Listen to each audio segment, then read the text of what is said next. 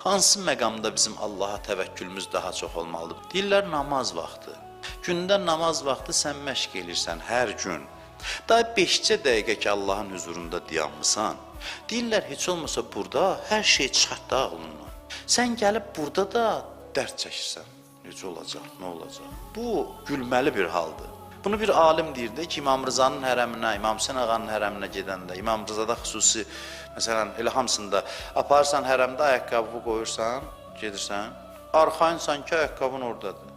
Da namazda ayaqqabı fikri çəkmirsən. O deyirdi ki, bütün dünyanızı o ayaqqabı kimi verin dünyanın sahibi olan Allaha, namaza daxil olanda. Allah sahibi de her şeyin, onu verin, tapşırın ona, qorxmayın. Da heç olmasa 5 dəqiqə də fikrini çəkməyin, deyin, sənə əmanətdir. Bir də görün çıxanda hələ ayaqqabınızı təmir eləyib qaytarın.